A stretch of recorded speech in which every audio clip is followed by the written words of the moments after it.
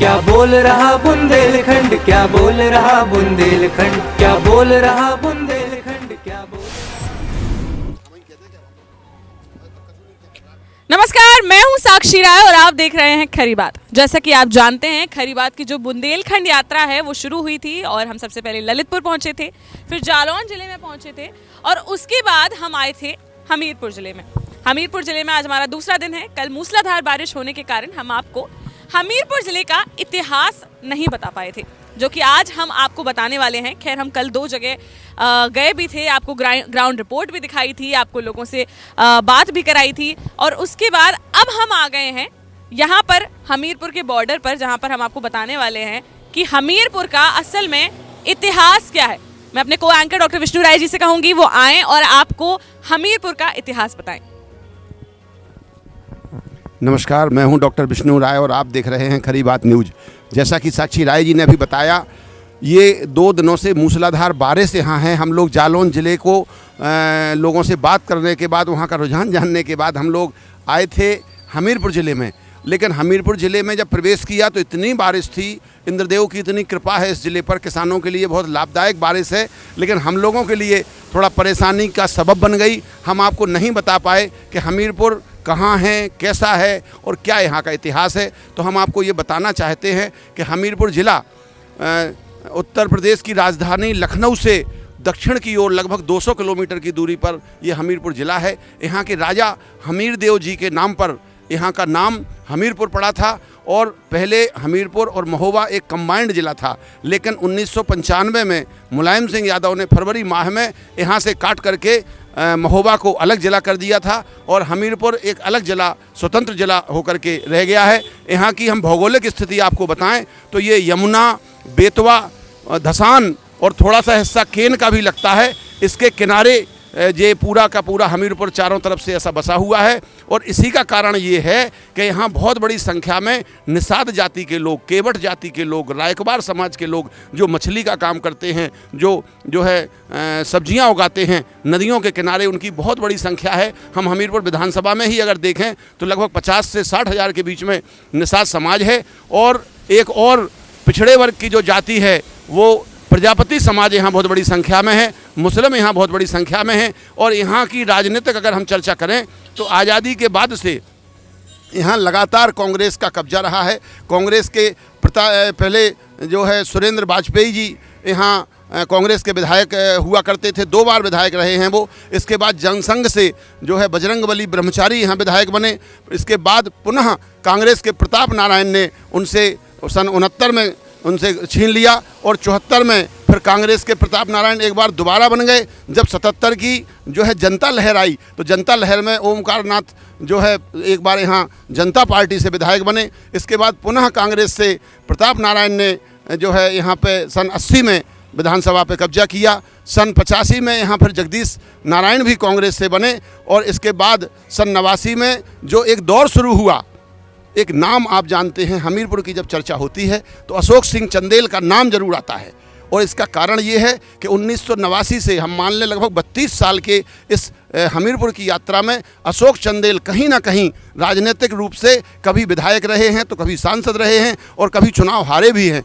यहाँ तक कि एक बार निर्दलीय चुनाव जीत करके उन्होंने 1989 में पहली बार घोड़ा चुनाव चिन्ह से उन्होंने चुनाव जीत करके जो शुरुआत की थी। 1989 के बाद उनको बहुजन समाज पार्टी के नाम पर, बहुजन समाज पार्टी के प्रत्याशी के रूप में और बहन जी मायावती की पार्टी से शिवचरण प्रजापति ने जब टक्कर दी तो उन्होंने ही इनको यहाँ चुनाव हराया 1991 में। इसके बाद 1993 में फिर अशोक सिंह चंदेल ने शिवचरण प्रजापति को जनता दल के टिकट पर चुनाव हराया। इसके बाद पुनः एक बार फिर शिवचरण प्रजापति सन 1993 में बहुजन समाज पार्टी से यहाँ विधायक बने। फिर 1996 में शिवचरण प्रजापति यहाँ विधायक बने कि अशोक सिंह चंदेल का जब दौर शुरू हुआ 1989 में और वो निर्दलीय यहाँ से जो है घोड़ा चिन्ह पर विधायक बने। उसके बाद से जो है 91 में यहाँ पर शिवचरण प्रजापति ने बीएसपी का खाता खोला। शिवचरण प्रजापति के खाता खोलने के बाद उन्होंने अशोक चंदेल को हराया। 1993 में यहाँ फिर से अशोक चंदेल जनता दल के टिकट पर चुनाव जीते। 1996 में एक बार फिर शिवचरण प्रजापति ने अशोक चंदेल को हराया और उसके बाद 2002 में जब चुनाव हुआ तो फिर शिवचरण प्रजापति यहाँ से चुनाव जीते और शिवचरण प्रजापति उत्तर प्रदेश की सरकार में मंत्री भी बने। इस बीच में अशोक सिंह चंदेल भी बहुजन समाज पार्टी में आ गए और बहुजन समाज पार्टी से वो हमीरपुर जो लोकसभा है, महोबा हमीरपुर लोकसभा, वहाँ के सांसद भी बने।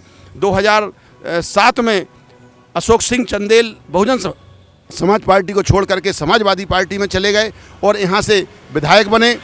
2007 के बाद फिर भारतीय जनता पार्टी का यहाँ एक उदय हुआ, हम कह सकते हैं। साध्वी निरंजन ज्योति जो साध्वी हैं, कहीं बाहर किसी आश्रम पर रहती थीं, इसी ज़िले की भरुआ सुमेरपुर के पास की निवासी हैं, वो यहाँ से फिर 2012 में चुनाव लड़ी और लड़ी तो उसके पहले भी हैं, लेकिन 2012 में उन्होंने भारतीय जनता पार्टी के टिकट पर पहली बार यहाँ चुनाव जीते। वैसे जनसंघ के ज़माने में एक दो बार जरूर भारतीय जनता पार्टी या जनसंघ यहाँ से जीता है, लेकिन उसके बाद 30-35 साल के दौर में भारतीय जनता पार्टी यहाँ सांसद जरूर बनाती रही है। अगर हम सांसद का इतिहास देखें तो 91 से लेकर लगातार अभी 30 वर्षों में एक दो मौक़ों को हम छोड़ दें तो भारतीय जनता पार्टी के सांसद बने हैं। तो हम पहले विधानसभा की जो बात कर रहे थे, उन्होंने साध्वी निरंजन ज्योति ने यहाँ खाता खोला। उसके बाद जब 2014 में वो लोकसभा की सदस्य चुनी गई तो यहाँ पे फिर उपचुनाव हुआ। उपचुनाव में एक बार फिर शिवचरण प्रजापति यहाँ से समाजवादी पार्टी के बैनर पर चुनाव जीते। अगली बार फिर पाला बदल दिया अशोक सिंह चंदेल ने और वो भारतीय जनता पार्टी में चले गए। भारतीय जनता पार्टी से 2017 में वो यहाँ विधायक बने। उसके बाद एक जो मामला था, जो पूरे प्रदेश और देश में चर्चा का विषय रहा, यहाँ 5 ब्राह्मणों की हत्या के मामले में अशोक सिंह चंदेल नामजद थे, उनका मुकदमा चल रहा था। उन्हें जब न्यायालय ने सज़ा सुनाई तो उनको विधायकी छोड़ना पड़ी और फिर यहाँ उपचुनाव हुआ 2019 में।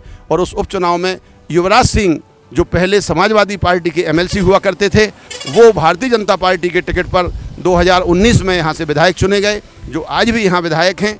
हम अगर लोकसभा की बात करें तो यहाँ बड़ा चर्चित इतिहास लोकसभा का भी रहा है और गंगाचरण राजपूत यहाँ से लगभग 3 बार सांसद रहे हैं। पंडित विश्वनाथ शर्मा झांसी से यहाँ आकर के भाजपा से सांसद रहे हैं। विजय बहादुर सिंह जो एक बड़े अधिवक्ता हैं, वो भी यहाँ बहुजन समाज पार्टी के टिकट पर सांसद रहे हैं। समाजवादी पार्टी से राठ के राजनारायण बुधौलिया यहाँ सांसद रहे हैं और पिछले 2 बार से पुष्पेंद्र सिंह चंदेल यहाँ सांसद हैं।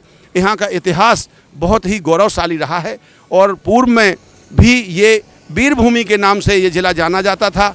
और इस ज़िले में हम जनसंख्या की अगर दृष्टि से बात करें तो लगभग 12 लाख से अधिक यहाँ की जनसंख्या है। 2 विधानसभाएँ यहाँ हैं, एक हमीरपुर और एक राठ। हम दोनों विधानसभाओं में हम जाएंगे। 2 दिन से अभी हम कल और आज हमीरपुर विधानसभा में थे और हमीरपुर विधानसभा में यहाँ हमने कई जगह पे डिबेट भी की है, चर्चा भी की है और उसके बाद अब हम राठ विधानसभा में जाएंगे। अभी रास्ते में जो भी हमें गांव हमीरपुर के मिलेंगे, हम और लोगों से चर्चा करेंगे, रुझान बताएंगे।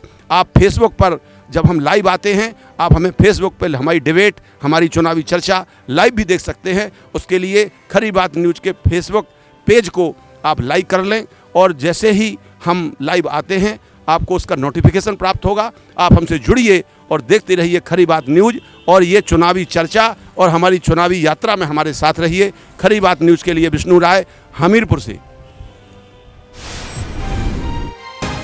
क्या बोल रहा बुंदेलखंड, क्या बोल रहा बुंदेलखंड, क्या बोल रहा बुंदेलखंड, क्या बोल